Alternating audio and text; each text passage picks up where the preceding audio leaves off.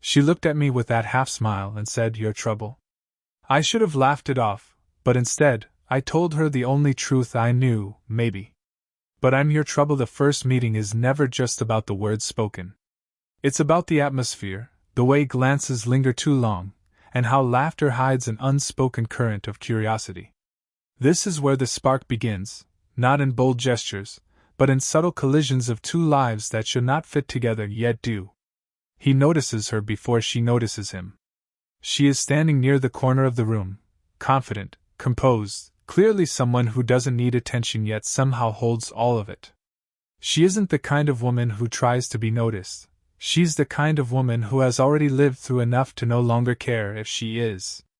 That makes her presence magnetic. The narrator, younger by more than a decade, feels the pull immediately. He doesn't see an older woman. He sees the way she carries herself, a certain grace in her posture, the way her smile doesn't come easily but feels like a reward when it does. He sees the way she observes the room quietly, not desperate to fill silence the way most people do. It intrigues him, because he isn't used to people who can simply be.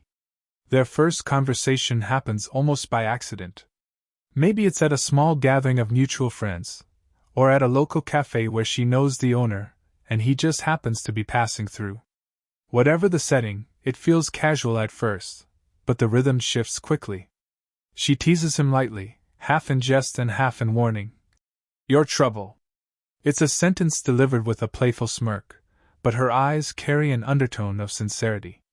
It's the kind of line meant to push him away before he gets too close. A defense mechanism. She has learned how to keep people at arm's length with humor, and this is her way of drawing that invisible boundary. But he doesn't take it as rejection.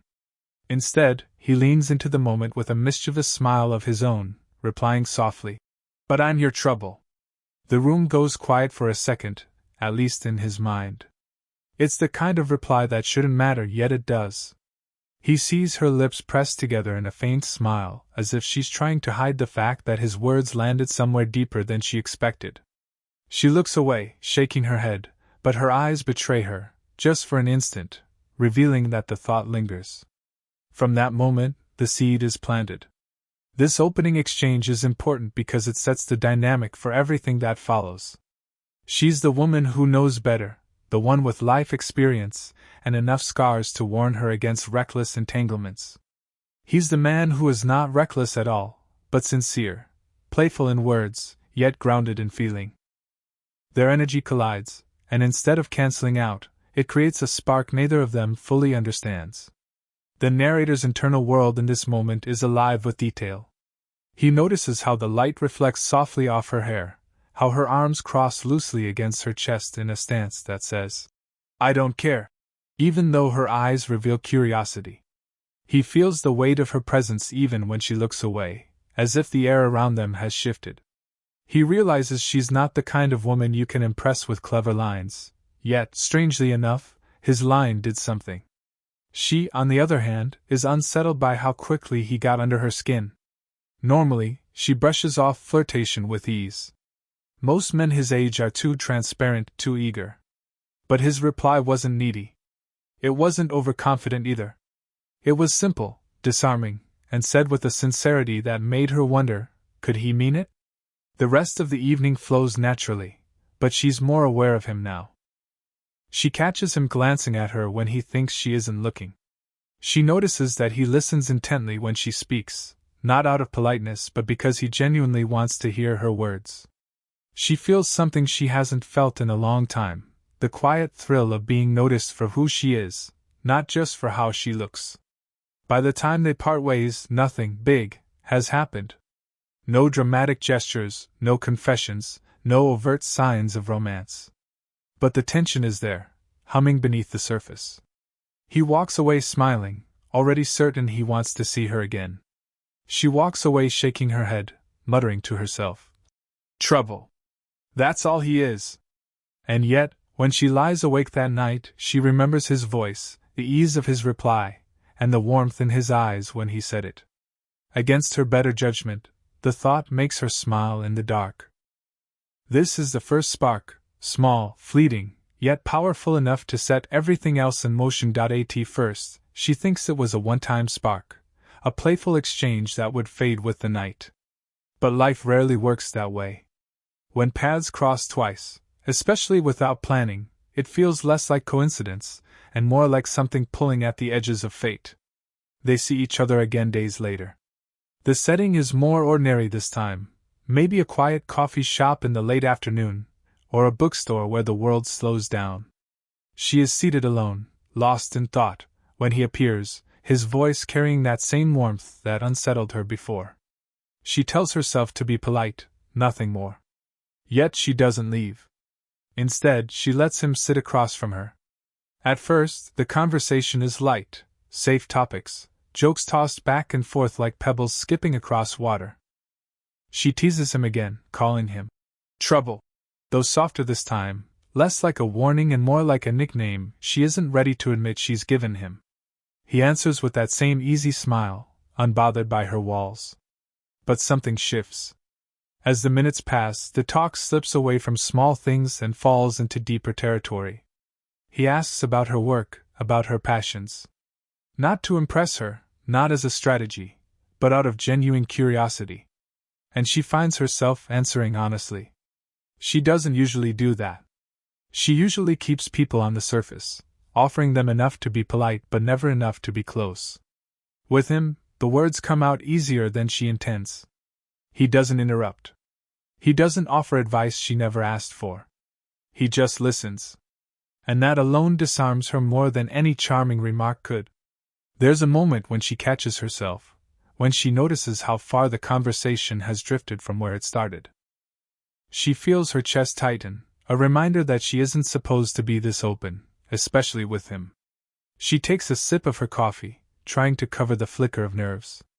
But he notices anyway. He doesn't push. He just smiles softly, as though silently telling her it's okay. The silence that follows isn't awkward.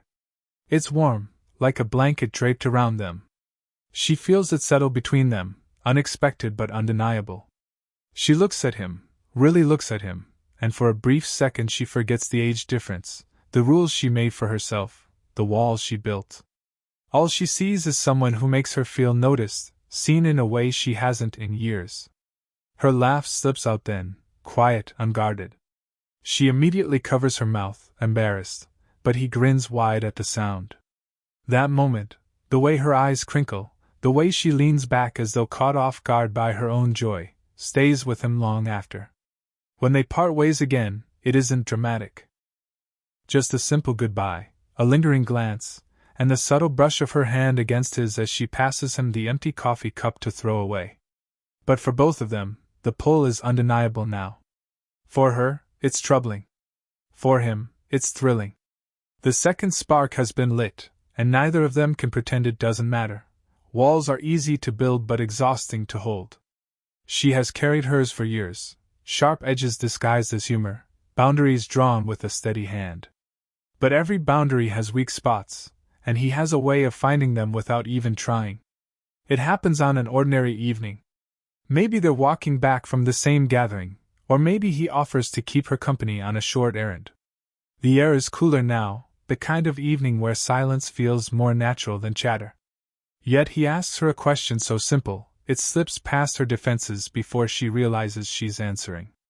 Do you ever get tired of pretending you're fine all the time? She freezes for a second. It's not an accusation, not even a challenge. His voice is gentle, curious, but it cuts through her carefully kept armor. She wants to deflect, to throw another playful remark about him being trouble, but the words catch in her throat. Instead, she exhales and admits, almost in a whisper, that yes, she does. It surprises her, the honesty of it. She didn't plan to reveal anything, but there it is, hanging in the cool night air between them. He doesn't rush to fill the silence. He just walks beside her, matching her pace. That quiet patience unnerves her more than any bold pursuit would. Because in that moment, she feels truly seen, and being seen is far more dangerous than being desired. Her fingers fidget, tracing the edge of her sleeve, brushing against her own wrist. She doesn't know what to do with her hands when she's vulnerable. he notices, but instead of reaching out, he simply keeps his presence steady beside her, giving her space to breathe. Finally, she lets out a small laugh, brittle but real. "This is exactly why you're trouble." He glances at her, eyebrows raised. She doesn't explain, but inside she knows what she means. He makes her speak truths she promised herself she'd keep hidden. There's a pause, a shift in the air. She wants to take the words back, to retreat behind her walls, but she can't. And strangely, she doesn't want to. He breaks the silence with the softest smile. "It doesn't scare me." That one line lands heavier than it should. She feels her chest tighten, not from fear this time, but from the unfamiliar weight of comfort. He isn't trying to fix her, or prove himself. He's just letting her be vulnerable without judgment. When they finally part ways that night, nothing outwardly significant has changed. No dramatic gestures, no confessions. Yet she lies awake later, replaying his words. "It doesn't scare me." And for the first time in years, she wonders if maybe it's okay to let someone see the cracks. Maybe trouble isn't something to avoid, maybe, in the right hands, it's exactly what she needs. There's a moment in every slow-burning connection where the balance tips, where guarded conversation turns into something warmer, deeper, almost fragile. For them, that moment arrives not with a grand gesture, but with circumstance pulling them closer. It could be a sudden downpour that strands them under the same awning, or a long evening where most people have already gone home, leaving the two of them lingering. The setting doesn't matter as much as the feeling. The world has narrowed, and they are alone in it. At first, they fill the space with laughter. She teases him about his shoes being soaked, or the way his hair sticks messily from the rain. He fires back lightly, reminding her that she looks just as drenched, though he can't hide the admiration in his eyes when he says it. But somewhere in the rhythm of their words, the tone shifts. The laughter fades into a quieter kind of presence, one that feels less like banter and more like honesty. He offers her his jacket, still warm from his body. She resists, insisting she's fine, but eventually accepts, pulling it around her shoulders. The gesture feels far more intimate than it should. The scent of him clings faintly to the fabric, and it unsettles her in a way she can't name. They find themselves sitting side by side, maybe on a bench, maybe on the edge of a quiet cafe, the rain still falling outside. The silence that stretches between them is heavy but not uncomfortable. She notices the nearness of his arm, the brush of his sleeve against hers. A simple thing, yet her skin tingles with the awareness of it. He doesn't crowd her. He doesn't need to. His presence itself feels steady, warm, unshaken by the defenses she usually wields. For once, she doesn't feel the need to perform, to be clever or guarded. She lets her shoulders relax, lets her voice soften, and tells a story she hasn't shared in years, perhaps about a childhood dream, or a loss that shaped her. Something personal, something real. As she speaks, she catches him watching her, not with pity, not with judgment, but with a kind of reverence that unnerves her. She falters mid-sentence, realizing how much she's revealed, but he leans slightly closer, his voice low. "I like hearing you." It's not the words themselves, but the way he says them, without expectation, without pressure. And in that moment, she feels something shift inside her. When they finally part that night, she tells herself it was nothing, just a long talk, just a bit of rain. But her heart knows better. Because trouble isn't supposed to feel this safe. Every connection has a breaking point, the moment where casual glances and quiet touches stop being enough. For them, it comes unexpectedly, in the hush of a late evening when the world has slowed down and there's no one left but the two of them. Maybe it happens at her home, after she insists he come inside while the storm passes. Or maybe it's in the corner of a dimly lit cafe that stayed open longer than usual. Wherever it is, the place feels intimate, as though it belongs only to them for that stretch of time. They sit side by side, closer than usual, and for the first time she doesn't shift away. The space between their bodies is narrow, warm, charged. The air feels heavy with words unsaid. Conversation comes and goes in fragments. They joke a little, but even their laughter feels softer now, like it's trying to cover the tension neither of them can ignore. At some point, the words run out, leaving only silence, not awkward, but thick with meaning. He notices the way her hand rests on the cushion between them, fingers slightly curled. Without thinking, his own hand drifts closer, not touching, just near enough for her to feel the pull. She doesn't move it away. That tiny allowance feels bigger than any kiss could. She turns to him then, eyes lingering longer than they should. The flicker in her gaze is unmistakable, want mixed with fear, desire colliding with restraint. She breaks the silence with a whisper that sounds almost like a warning. You really are trouble. Her words are familiar, the same ones she's used since the beginning, but now they're heavy with meaning. They're not playful anymore, they're a confession. He doesn't laugh this time. The smile he gives her is softer, almost vulnerable. His voice carries a quiet steadiness when he replies. Then let me be your trouble. The words hang between them, electric, fragile. For a long moment neither moves. They just sit there, eyes locked, breaths mingling in the space between. His shoulder brushes hers as he shifts slightly closer, and she feels the warmth of his presence sink into her skin. Her heart races, torn between leaning in and pulling back. She knows the risk, knows what this could mean, what people might say, what she herself might regret if it all fell apart. And yet, in this moment, none of that feels as real as the pull toward him. But just before the space closes, she breaks eye contact. She exhales shakily, leans back slightly, and lets the moment pass.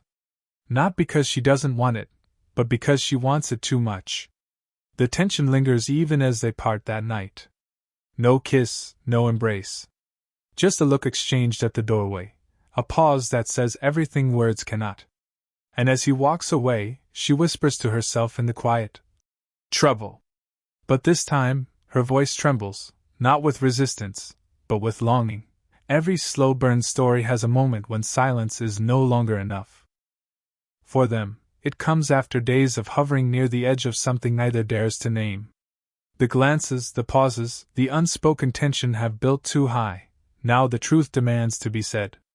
It happens in a quiet space, away from the eyes of others. Maybe she invites him in after walking him to the door. Or maybe they pause during a late-night conversation when the rest of the world has gone to sleep. Whatever the setting, the air feels still, as though holding its breath with them. She is the first to break. Not with a declaration of love, but with a confession that spills out like a secret too heavy to carry. You scare me. The words are low, almost trembling, and she doesn't look at him when she says them. Her eyes are fixed on her hands, fingers twisting together nervously. He doesn't flinch. He doesn't tease. He waits, letting her finish. She exhales, shaky, before continuing. Not because of you. Because of me. Because of what this means. I've worked so hard to keep my life steady, to not let anyone close enough to make it messy. And then you come along, and suddenly I can't stop thinking about things I told myself I don't need anymore. Her voice falters, the weight of her vulnerability pressing down on her. She wants to stop talking, to pull the words back, but she can't. The truth has already escaped. The silence that follows feels endless. Her chest tightens, waiting for rejection, for mockery, for the reminder that this is a mistake. Instead, he moves closer, not too close, not overwhelming, just near enough that his presence feels steady, grounding. His voice is quiet, but it carries a certainty that disarms her. It doesn't have to be reckless. I'm not here to ruin your peace. I'm here because you make me feel something real. And I think if you're honest, I make you feel it too. His words land heavy in the room. She dares to meet his eyes then, and what she finds isn't the hunger of youth or the thrill of a game. It's sincerity. Patience. A kind of devotion that feels dangerous precisely because it is so steady. Her heart races. She wants to believe him. She wants to lean into the safety of that truth. But the fear is still there, lingering in the back of her mind. And then, almost without realizing, her hand finds his. At first, it's tentative, trembling, as though testing the weight of this connection. He doesn't grip tightly.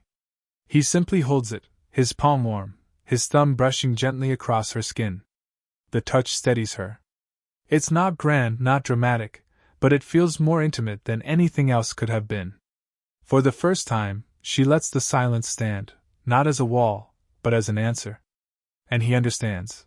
Every story has to land somewhere, not with fireworks, but with a truth that feels earned. For them, it comes quietly, in the stillness after the storm of confession. The night is soft, hushed. Maybe they're standing in her doorway, the glow of a single lamp spilling warm light across the room. Or maybe they're sitting together on a quiet bench, the world reduced to shadows and silence. Wherever they are, it feels like the universe has stepped back to give them space. She studies him for a long time, her hand still in his, the weight of his steadiness calming the chaos inside her. Her heart is racing, but she doesn't pull away. For once, she lets herself linger. Then, almost with a laugh, almost with a sigh, she whispers the words she's carried since the beginning. You really are trouble. Her voice is softer this time, stripped of defense. It's not a warning anymore, it's an admission. He smiles, not with triumph, but with tenderness. He leans a little closer, his voice low and certain. But I'm your trouble now. The words land with a weight she can feel in her chest. Something in her finally gives way. Not because the fear is gone, but because the fear no longer outweighs the pull of what she feels. She laughs quietly then, shaking her head as though still resisting, but her eyes betray her. They shine in the dim light, warmer than before. Slowly, she rests her forehead against his shoulder, allowing herself to lean on him, just for a moment. His hand brushes gently against her back, fingers tracing a path that says more than words could. He doesn't push, doesn't press for more. He just holds her there, steady, present, letting the silence carry their answer. For her, the relief is overwhelming. For years, she's carried the weight of being strong, of holding everyone else together while keeping herself untouchable. And here he is, younger, yes, but seeing her with a clarity that no one else has in a long time. He makes her feel not older, not out of place, but simply wanted. The resolution doesn't come in a single kiss or grand declaration. It comes in the quiet decision she makes in her heart, to stop pushing him away. To stop pretending she doesn't feel what she feels. To let herself want. When the night ends, they don't rush into promises. They don't need to. She simply looks at him one last time, a small smile tugging at her lips. You're still trouble. And his reply, steady and warm, seals it. Then I'll be the kind of trouble you never regret. It isn't a perfect ending, but it's real. And for both of them, that's enough.